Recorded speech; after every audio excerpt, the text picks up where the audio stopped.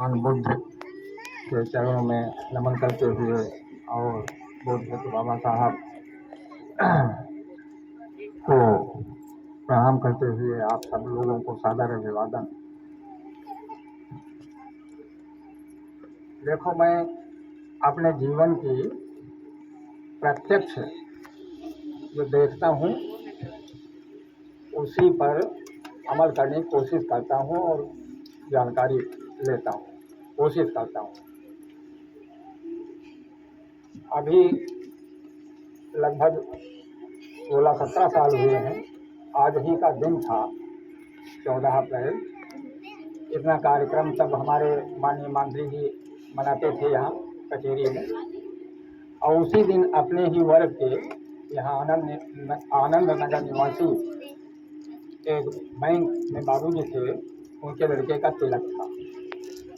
तो वो तिलक में जब हम शाम को गए, मानते वो थे बौद्ध धर्म, लेकिन तिलक के समय जब वहाँ गए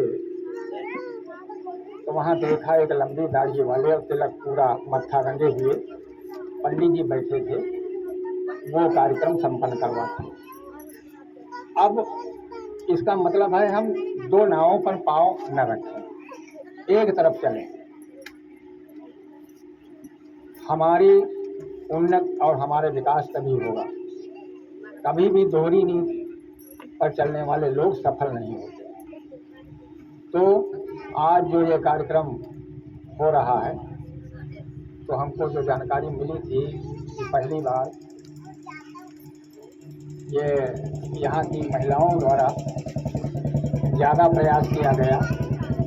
इसके पहले भी हम इस जगह के लिए रानू बाबू से कई बार कह रहे थे कि जब ये इस नाम से जगह छुट्टी है तो इसमें कुछ इस प्रकार का हाथ लगाओ, लेकिन ये हंस करके टाल देते थे। चलो सहयोग करेंगे, सब कुछ होगा। और दूसरी एक साधारण सी बात मैं महिलाओं के लिए कहना चाहता हूँ, सुझाव देना चाहता हूँ और उस पर थोड़ा सा ध्यान दें। इतिहास एक विषय भी पढ़ाया जाता है और इतिहास को सबसे सरल और सबसे बेकार सब्जेक्ट बच्चों के द्वारा या उनके गार्जियन के द्वारा बताया जाता है। लेकिन अगर इतिहास न होता तो आज हम ये कार्यक्रम नहीं मना रहे होते। उसी इतिहास में गहराई से जानने का प्रयास करना चाहिए। यहाँ हम देख रहे हैं हमारी महिला बहनें और बेटियां जो भी हैं, ये है हमारा देश पुरुष प्रधान देश कहा जाता था, लेकिन पुरुष प्रधान देश कतई नहीं रहा है, कभी भी नहीं रहा है। महिला प्रधान देश हम कहते हैं इसको। ये मेरा अपना अनुभव है। क्योंकि अगर पुरुष कहें कि आज ये कार्यक्रम होना है और महिलाओं की इच्छा न हो तो वो कार्यक्रम किसी भी हालत में नहीं हो पाएगा। और अगर महिलाएं चाहें कि कल देवी जी की पूजा करनी है, हाँ, कल वो दुनिया के देवी देवता जो कुछ भी हैं वो करना है, तो भले सामर्थ्य न हो, पैसे कम हो, लेकिन वो प्रबंध करके महिलाओं का कार्यक्रम संपन्न करवाएंगे। इसलिए महिला प्रधान देश हम अपने निजी अनुभव से बता रहे हैं।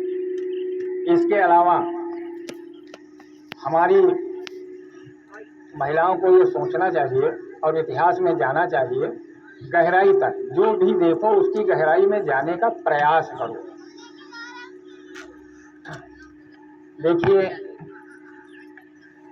आप सब लोग देख रहे हैं, महिलाएं भी जान रही हैं एक दूसरे को, ये मस्तक पर कुछ लाल रंग का लगा हुआ है, क्या कहते हैं इसको, अलग अलग कई नामों से इसको कहा जाता है, लेकिन इसकी कहानी क्या है इस पर गौर नहीं किया होगा, ध्यान नहीं दिया होगा।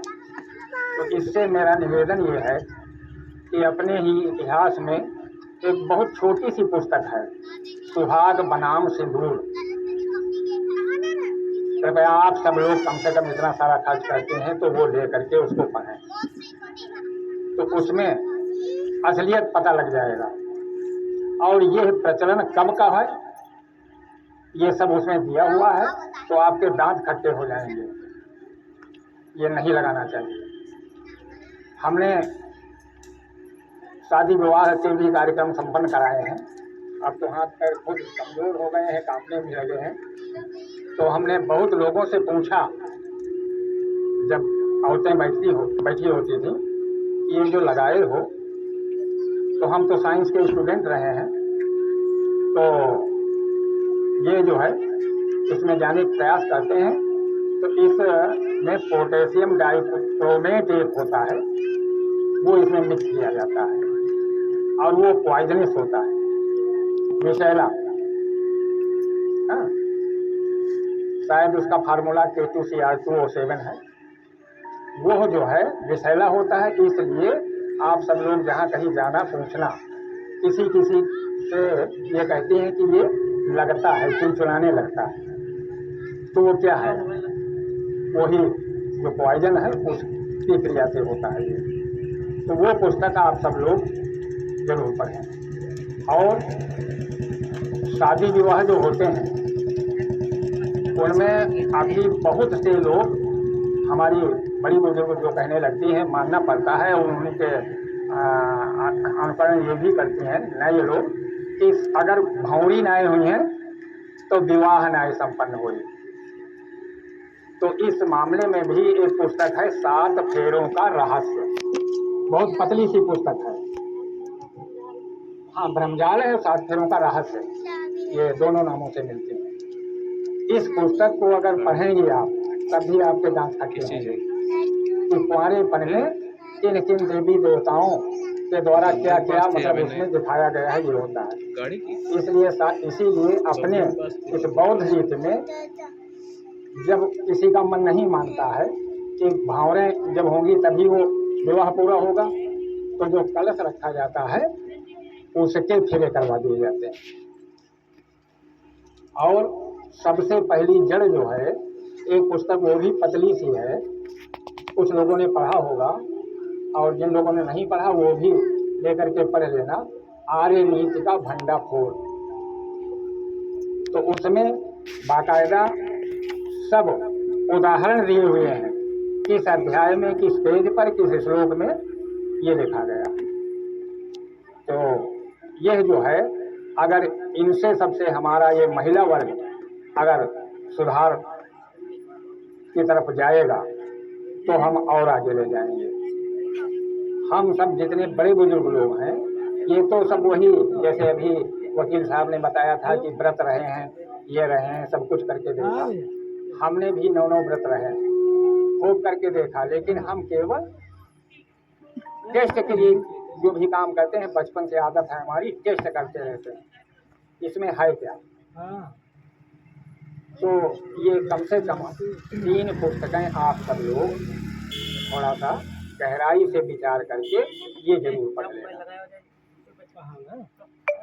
और इसी के साथ मैं बहुत बहुत धन्यवाद। हम लोगों का, बुजुर्गों का भी आशीर्वाद लेते रहना चाहिए।